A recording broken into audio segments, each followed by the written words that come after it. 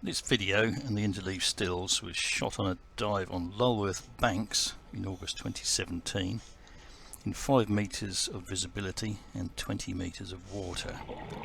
Lulworth banks is a raised area of reef consisting of concentric reefs around a central depression full of sediment. This dive took place at the west end of that central depression. Just seen a reef with a diver. That's my buddy. He stayed on the reef and I went about 5 to 6 metres out on the sediment to see what there was. And you probably think here there's a lot of sand. Well, there was more than sand.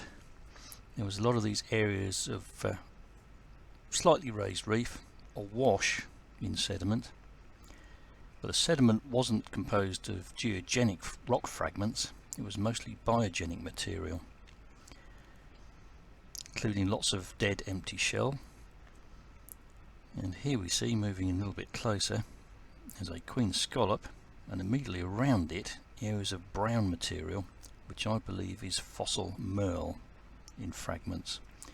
This is another area of sediment. In between waves you see an exposed Clionocellata, a boring sponge, and these bore into big lumps of shell or into rock in this case. Wafting revealed the rock below it, with other species living on that. This is circalittoral, which is another emergent sponge which seems to be quite happy, inverted commas, on veneers. And this is Adreus fascicularis, which is supposed to be fairly rare, but on veneers in Dorset is quite frequently found, and it's quite a nice large sponge, although it can be confused with Raspalia hispida.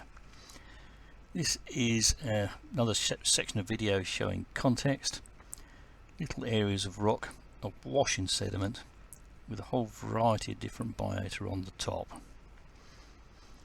Wafting, I'm afraid I haven't got any videos of wafting going on, show that the biota carried on underneath the rock and was actually submerged in sediment.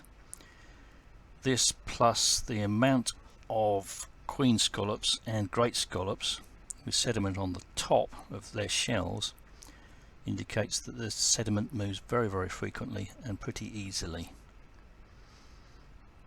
And here we see a little bit closer on this section of rock, and you can see a queen scallop with material on its surface. This close-up of 2 shells shows some of the brown material, which I believe is iron stained and fossil maerl.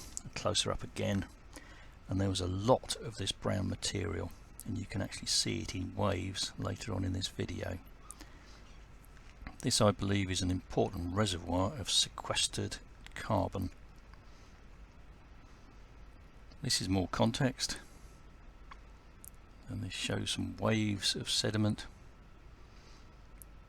Various bits and bobs of emergent rock with different biota on the surface, and this is moving back towards the reef and my buddy working his way along, and we can see steps of rock here submerged to various depths in sediment. We can see a pentapora in the foreground, again a species which does not live in sediment, it must live on rock, and a lot of queen scallops which were nice to see on this dive, plus various emergent biota sticking out from the rock and through the sediment.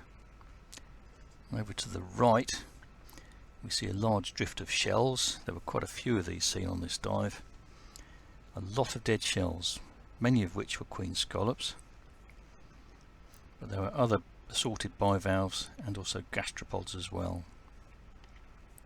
This is one of the steps of rock with a close-up of the biota that you can see, including hydroids, bryozoans, Stylonica socialis squirt on the left, and just above it an anomalous polymastia. More about those later in this narration. Here we have a little transect swum from about 15 metres out, starting on an area of dead shell, moving back towards the reef, so this is basically in a northwesterly direction by this point in the dive. And you can see large ripples in the sediment indicating that it moves frequently, with pale material in the troughs and brown material making up the majority of the material in the actual ripples. And this is what I believe is fossil maerl fragments. Moving on to the reef, we see a lot of flustra. And as we get higher up on the reef, we get more foliose algae and things like the pentapora, sponges on the verticals and on the overhangs, where they get less interference in inverted commas from the sediment. But even on top of the reef, this close to the edge, there is a lot of biogenic fragments. So there are Veneer influences on this habitat. This is another area of Veneer with much shallower sediment over the surface and much more frequent emergent sponges and a lot of squirts. This is Adreus fascicularis again, and another specimen. This was frequent on this dive, and here we see that habitat in a shot of video. This is rather green. It will clear up in a moment, but we can see a lot of Stylonicus ocealis and various other emergent species, including what we've seen in the stills.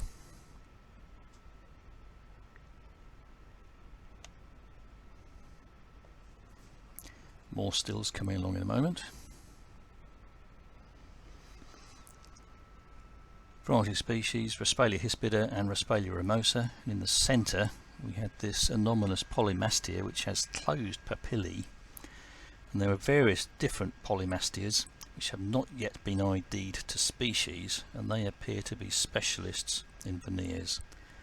Down to the right we can see pink coralline crusts, and that Raspalia hispida in the centre. Down to its right is there is another anomalous polymastia, Circalittoral at about 10 o'clock, just to the left of that slightly stunted Axinella dissimilis, the yellow sponge, which is on a slightly raised area of rock. So what we've got here is, I believe, a band of Veneer in a ring in the shallower sediment close to these reefs. There may be two biotopes, or there may be just one. Who knows? I think this needs a proper survey, not just 1 hour spent by one individual diver.